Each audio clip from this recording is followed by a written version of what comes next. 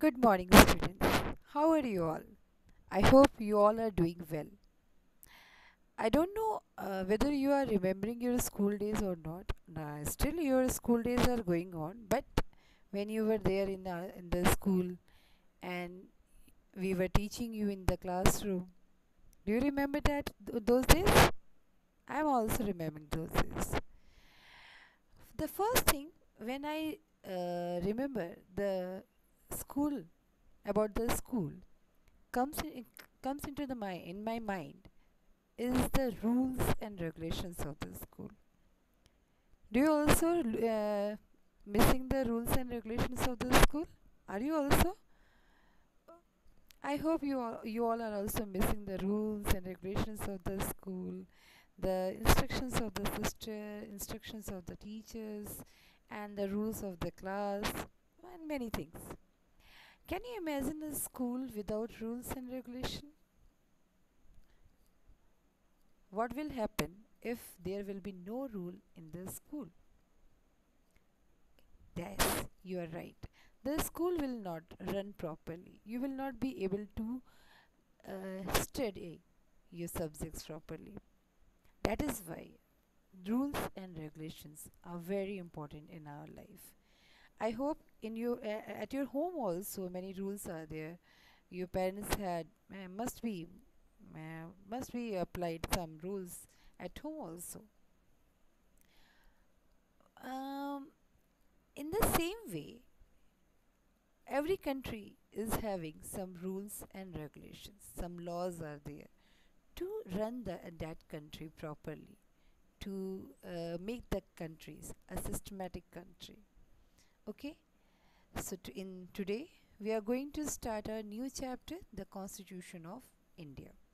Okay, what is the meaning of Constitution? Constitution means supreme law.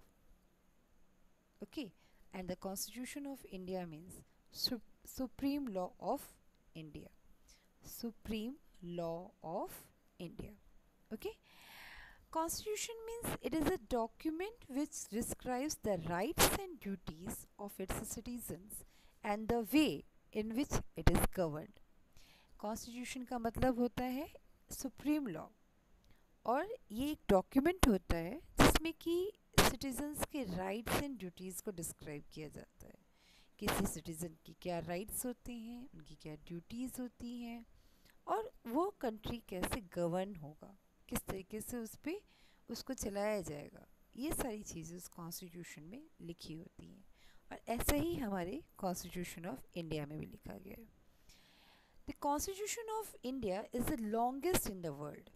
ये सबसे बड़ा constitution है, और इस कॉन्स्टिट्यूशन को बनाने में लगभग 2 years 11 months एंड 17 days लगे थे।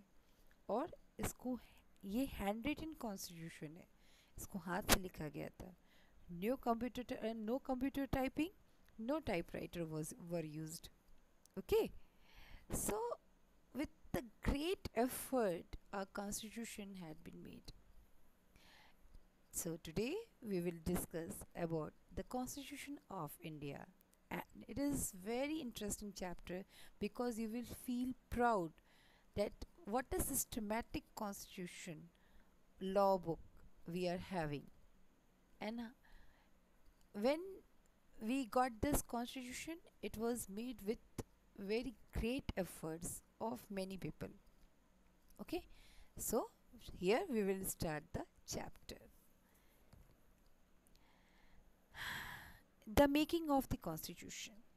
When the British ruled India, they made the laws for India. Indians fought to become free from British rule.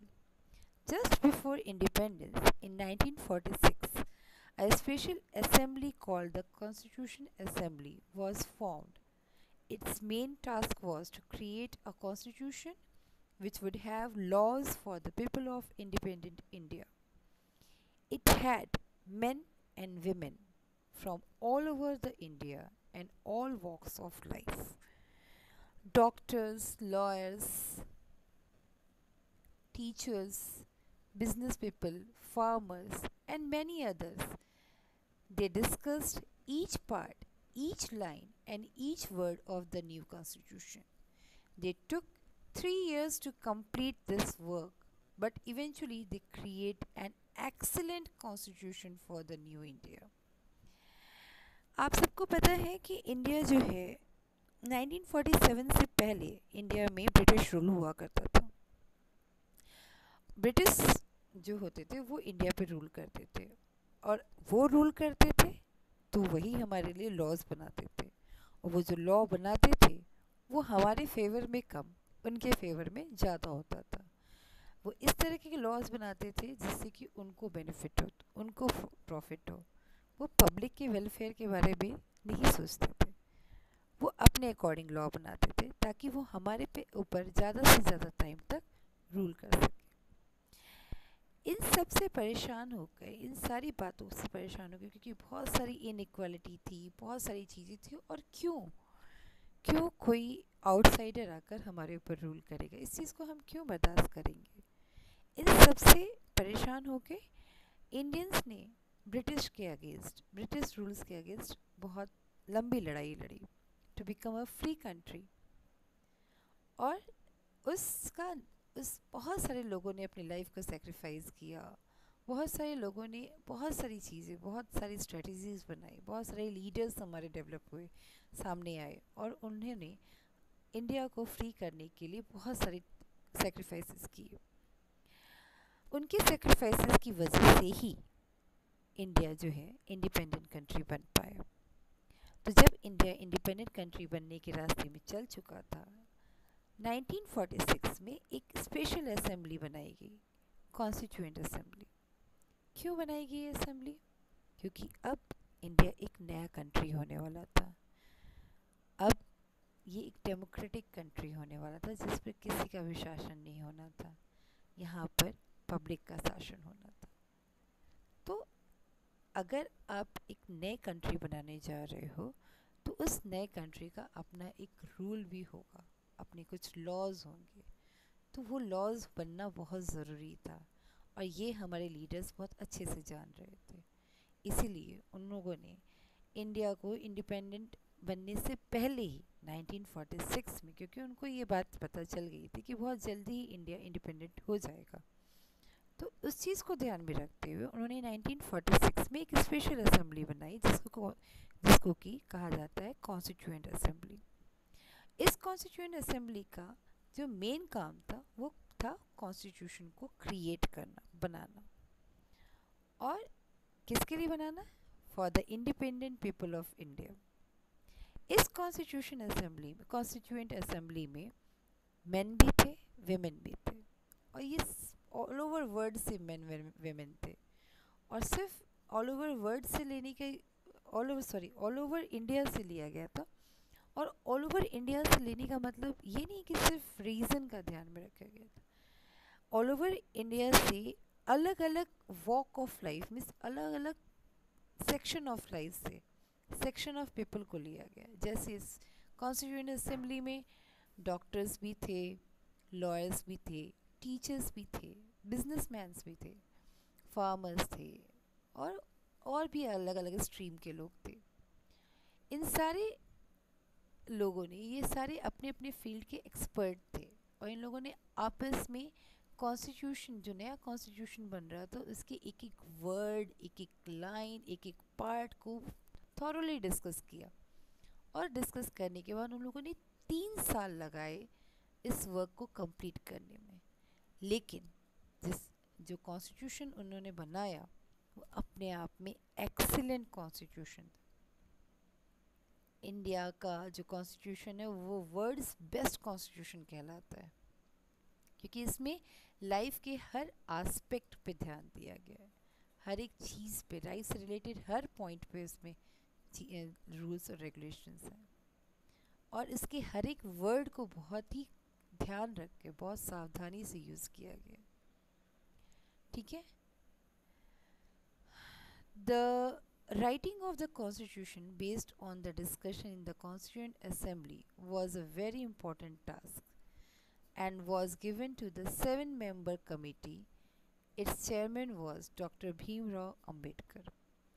Constitution को लिखना डिस्कशन के कॉन्स्टिट्यूएंट असेंबली के डिस्कशन के बेस पे कॉन्स्टिट्यूशन को लिखना एक बहुत इम्पोर्टेंट टास्क था, क्योंकि इतने इम्पोर्टेंट डिस्कशन के बाद कॉन्स्टिट्यूशन को बनाया जाना था। तो डिस्कशन में जो पॉइंट्स निकल कर आए थे उनको सही सेंस के साथ लिखना ये बहुत ही इम्पोर्टेंट टास्क था, जिसको कि 7 मेंबर्स कमेटी को ये टास्क दिया गया था। और उस कमेटी के जो चेयरमैन थे वो थे doctor Bhimrao Ambedkar. India began to follow the new constitution from 26 January 1950. This is why we celebrate Republic Day on 26 January every year. India को जो है उनका कॉन्स्टिट्यूशन जो है वो नया कॉन्स्टिट्यूशन कब मिला, उसको जब इंडिया ने कब फॉलो करना शुरू किया, 26 जनवरी 1950 को। इंडिया इंडिपेंडेंट बना था 15 अगस्त 1947 में, और उसे नया कॉन्स्टिट्यूशन मिला 26 जनवरी 1950 में। इसीलिए 26 जनवरी को हम हर साल रिपब्लिक डे के तौर पर मनाते हैं। Before independence, though a large part of India was under British rule, some areas were governed by Indian rulers. After independence, these kingdoms became part of India. The new constitution applied to the people of these areas as well. Independence से पहले ज़्यादातर part में British rule था, लेकिन कुछ part ऐसे थे जिसपे कि इंडियन रूलर्स को रूल करते थे।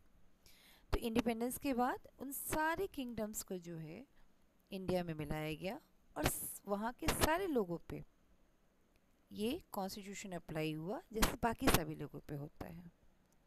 ठीक है। Some important parts of the constitution are the preamble, the directive principles and the fundamental rights and duties, about which you will learn more in this chapter. Constitution तो बहुत बड़ा है, उसको सारा तो हम नहीं पढ़ सकते, लेकिन उसके कुछ इंपॉर्टेंट पार्ट्स हैं जैसे preamble, directive principles, fundamental rights and duties. ये सारी इंपॉर्टेंट चीज़ें जो हर एक नागरिक को जानना चाहिए, हर एक सिटीज़न को जानना चाहिए, हर एक बच्चे को जानना चाहिए। इसलिए इस चैप्टर में हम ये सारी चीज़ों को डिस्कस करेंगे। First of all, we will discuss the most important part of the Constitution, the preamble of the Constitution. The word preamble means an introduction. Preamble का मतलब introduction होता है। The preamble to our Constitution has wonderful words. They tell us what kind of country of the Constituent Assembly wanted India to be. This is why we need to understand the preamble well. Read the preamble on the next page, then read the table that explains the meaning of the beautiful words in the preamble. Preamble जो constitution का है वो हमें उस सपने को दिखाता है जो कॉन्स्टिट्यूएंट असेंबली में ने देखा था हमारे इंडिया को लेकर। जिस समय ये कॉन्स्टिट्यूशन लिखना शुरू हुआ उस समय इंडिया इंडिपेंडेंट नहीं हुआ था, इंडिपेंडेंट होने वाला था। तो जब इंडिया इंडिपेंडेंट होने वाला था तो वहाँ उस समय इंडिया में रहने वाले हर एक नागरिक के आंखों में एक सपना था कि हमारा आने वाला इंडिया कैसा होगा, और वो सारे सपने जो है हमारे कॉन्स्टिट्यूशन में शामिल हुए। तो जो कॉन्स्टिट्यूएंट असेंबली ने जिस टाइप ऑफ कंट्री की कल्पना की थी वो सब कुछ प्रियम्बल में को पढ़ के हम अच्छे से समझ सकते हैं। तो अब हम लोग पढ़ेंगे preamble, the most important part of the Constitution.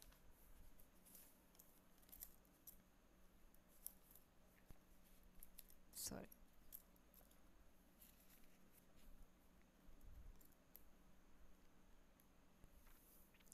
Okay.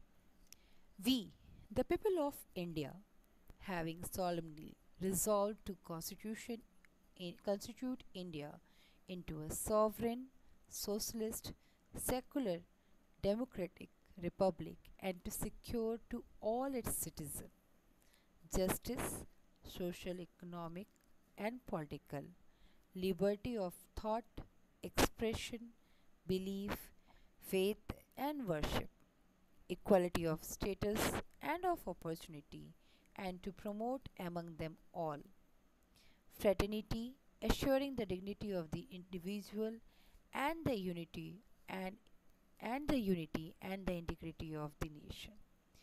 In our Constituent Assembly, this 26th day of November 1949, do hereby adopt, enact and give to ourselves this Constitution. बहुत ही प्यारी लाइन है इस प्रियम्बल में, जो हमें हमारे सपनों की इंडिया के बारे में बहुत अच्छे से बताती है। इसमें एक तरीके का ओथ लिया जा रहा है, एक तरीके का सपना दिखाया जा रहा है कि इंडिया को किस तरीके का कंट्री होना चाहिए। ठीक है, अब इसमें जितने भी इम्पॉर्टेंट वर्ड्स यूज़ किए गए हैं हम उन सब के बारे में वन बाय वन डिस्कस करेंगे। Okay, we the people of India, the first line of the preamble. We मत means all the people of India, big or small, rich or poor, or every reason and or of every reason and religion. We का मतलब सभी लोग, India में रहने वाला हर वो इंसान, छोटा हो, बड़ा हो, अमीर हो, गरीब हो, किसी भी रीजन में रहता हो, किसी भी स्टेट में रहता हो, किसी भी रिलीजन को फॉलो करता हो, सब इंडिया के सिटीजन हैं। That is why they are saying we the people of India, means we means हम सभी, कोई छोटा नहीं, कोई बड़ा नहीं। Having solemnly resolved to constitute India into a, means हम लोगों ने ये डिसाइड किया है कि हम इंडिया को कैसा बनाएंगे। Sovereign, sovereign means an independent country, no other country will rule over us. Sovereign मतलब एक ऐसा कंट्री जो इंडिपेंडेंट है, जिसके ऊपर किसी और अदर कंट्री का कोई रूल नहीं है। Socialist, the wealth of the country should be shared by all Indian people so that everyone has the things she or he needs like food, shelter and clothing. ठीक है, socialist country का मतलब होता है एक ऐसा कंट्री जिसके wealth पे हर किसी का हक हो। मीन्स जो भी हमारे वेल्थ है कंट्री का, वो इंडियन पीपल के पास इक्वली शेयर होगा। ठीक है, should be shared by all Indian people, ये सबके साथ शेयर होगा। ठीक है, और हर किसी को जो उनकी बेसिक नीड है like food, shelter and clothing वो मिलेगा। ठीक है, इसीलिए हमारे कंट्री में बहुत सारी वेलफेयर स्कीम्स चलाए जाते हैं, बहुत वेलफेयर प्रोग्राम्स चलाए जाते हैं, ताकि मान लीजिए अगर कोई ऐसी फैमिली है या कोई ऐसा इंसान है जो प्रॉपर अर्न नहीं कर पा रहा है किसी वजह से, या कैपेबल नहीं है अर्न करने के लिए, या फैसिलिटीज़ को गेन नहीं कर पा रहा है, तो उसको भी वो फैसिलिटीज़ गेन कराना, उसको प्रोवाइड कराना, ये गवर्नमेंट का काम है। ठीक है, secular, secular means where there is no official religion and the government does not give more importance to one religion over any other. In our country of numerous religions, all people are free to have whatever religious beliefs they like. Secular मतलब होता है कि एक ऐसा country जिसमें कि कोई official religion नहीं होता है, या गवर्नमेंट किसी एक रिलीजन को दूसरे रिलीजन के ऊपर ज़्यादा इम्पोर्टेंस नहीं दे सकता है। हमारे कंट्री में बहुत सारे रिलीजन्स हैं, तो पीपल जो हैं, हमारे जो सिटीजन्स हैं, वो फ्री हैं अपने रिलीजियस बिलीफ को फॉलो करने के लिए, या किसी भी रिलीजन को एक्सेप्ट करने के लिए, कन्वर्ट होने के लिए। ठीक है, कोई इनको प्रेशराइज नहीं कर सकता है कि आपको हिंदू ही रहना है, या मुस्लिम ही बनना है, या फिर क्रिश्चियन बनना है, या सिख बनना है। नहीं, ये उनके चॉइस पे है। Democratic Republic, a government elected by the people, a democracy where a king or a queen will not be the head of the country. The head will be a president. ठीक है, democratic Republic का मतलब होता है एक ऐसा country जिसमें कि किसी राजा या रानी का रूल नहीं होगा, एक ऐसा कंट्री जिसपे कि जो लोगों के द्वारा चुने गए सरकार चलाएगी उसको, इसलिए इसको डेमोक्रेटिक कहा जाता है कि यहाँ पे एक ऐसा गवर्नमेंट इलेक्ट किया जाएगा जो कि लोग चुनते हैं, और उसके हेड कौन होगा? President. Okay, and to secure to all its citizens. एक लाइन इसमें आती है प्रियम्बल में, and to secure all its citizens. इसका मतलब है to make sure that all Indian citizens get, जो भी फैसिलिटीज़ है, जो भी राइट्स हैं, ड्यूटीज़ हैं, ये हर एक सिटीज़न को मिलनी चाहिए। इसी का मतलब है कि हर किसी को राइट्स एंड ड्यूटीज़ उनकी मिलनी है। ठीक है, यही इस लाइन का मतलब है। Justice, social, economic and political means fair treatment. All people should have a fair chance to earn their living and all people should be able to vote freely. सबको साथ एक जैसा व्यवहार, बिल्कुल फेयर ट्रीटमेंट होना चाहिए। सबको बराबर हक मिलना चाहिए कि वो अपने लिए कमा सके और जिसको भी चाहे उसको वोट दे सके। Next line is liberty of thought. Liberty of thought means expression, beliefs, faith and worship. Freedom of, इसका मतलब है freedom to speak without fear, okay, and to think what they please, to believe in what they like, to practice whatever religion they like without being afraid, but none of these things should harm anyone else. Okay, liberty of thought, expression, belief, faith and worship का मतलब है कि सबको हक है बिना डरे अपनी बात बोलने का। ठीक है, to think what they please, जो भी उन्हें अच्छा लगता है वो सोचने का। to believe in what they like, जो भी उन्हें पसंद है उस पर बिलीव करने का। to practice whatever religion they like without being afraid, बिना डरे जो भी रिलीजन वो चूज़ करना चाहते हैं और जो फॉलो करना चाहते हैं उसको, जो प्रैक्टिस करना चाहते हैं उसको करने का। But none of these things should harm anyone, लेकिन ये सारी चीज़ें करने केवल, जैसे आपका जो मन चाहे आप बोल सकते हो, लेकिन वो बातें आपको नहीं बोलनी है जो किसी को हार्म पहुंचाती है। जो आपका मन करे आप कर सकते हो, लेकिन वो कोई ऐसा भी काम नहीं करना है जिससे कि दूसरों को नुकसान हो सके। आप जो भी रिलीजन करना चाहो, फॉलो करना चाहो, आप कर सकते हो, लेकिन बिल्कुल उस तरीके से करना है जिससे कि किसी और को दिक्कत ना हो। ठीक है, equality of status and opportunity, an equal and fair opportunity whether rich और पुअर, मेन और women, or whatever reason or religion to have good lives. हर किसी को इक्वल और फेयर अपॉर्चुनिटी मिलना चाहिए, चाहे वो गरीब हो या अमीर हो, आदमी हो या औरत हो, और किसी भी रीज़न और रिलीजन का हो, उनके पास एक इक्वल अपॉर्चुनिटी होनी चाहिए एक अच्छी लाइफ जीने का। ठीक है, and to promote among them all fraternity, assuring the dignity of the individual and the unity and integrity of nation, means and make sure that all Indians try to live like brothers and sisters. All people should be treated with respect. The country should remain united, whole and unharmed. इस line का मतलब है कि इस बात को sure करना कि इंडिया में जितने भी सिटीजन्स हैं वो आपस में भाई बहन जैसे रहें। ठीक है, एक दूसरे को रिस्पेक्ट करें और पूरी कंट्री एक यूनाइटेड होके रहे और पूरी बन के रहे और किसी भी तरीके का नुकसान ना पहुंचे उन्हें। ठीक है, this was the preamble of the constitution. I hope you have understood this well. Now we will discuss about guiding principles and other things in the next video. Thank you for watching this video.